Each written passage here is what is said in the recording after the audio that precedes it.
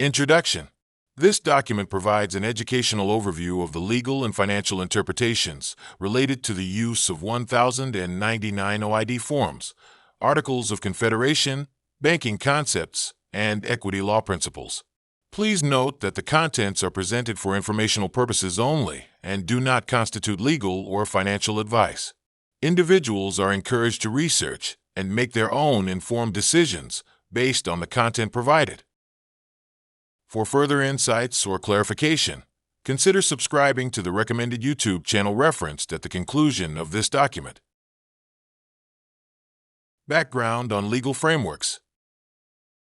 The Articles of Confederation, drafted in 1777, provided the initial governance structure for the United States.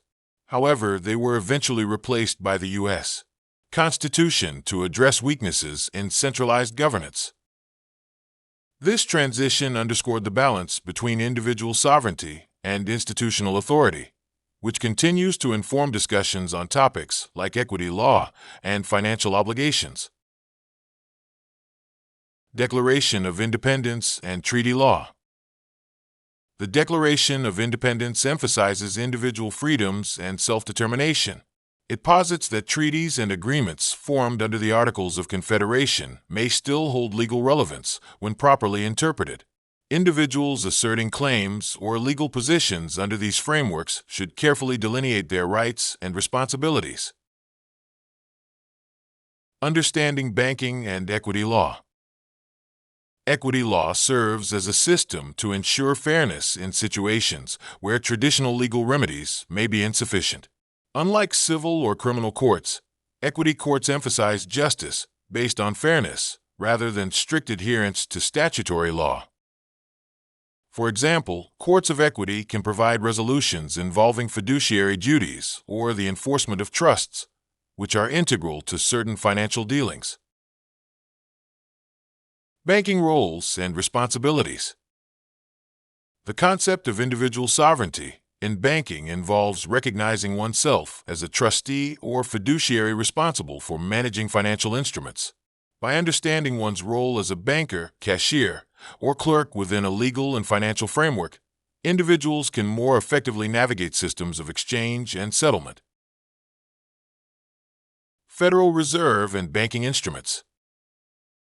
The Federal Reserve plays a central role in processing and managing financial instruments.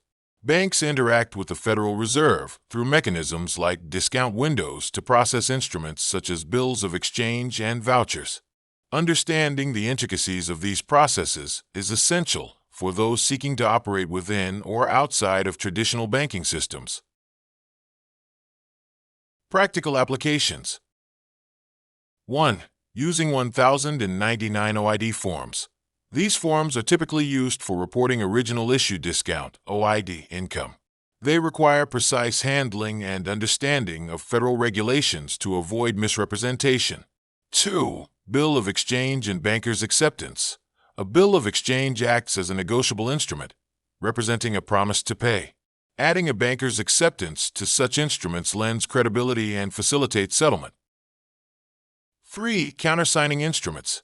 Individuals can act as private bankers by countersigning financial instruments to affirm their validity.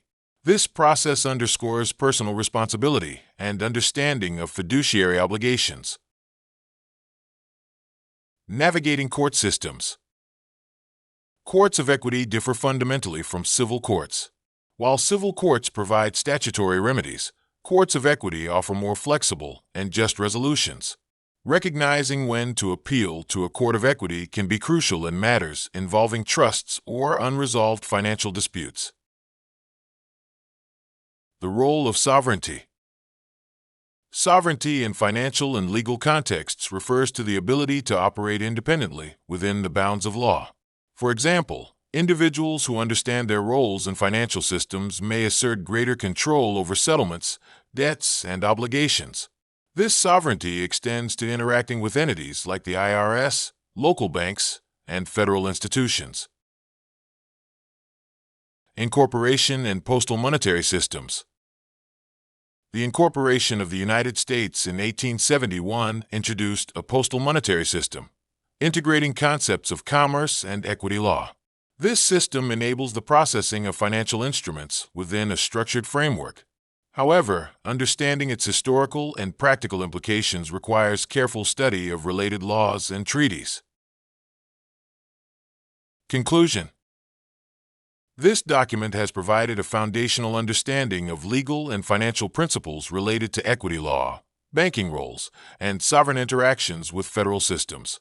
Individuals are encouraged to delve deeper into these topics and consult experts where necessary. For additional resources, subscribe to the recommended YouTube channel. This information is for educational purposes only.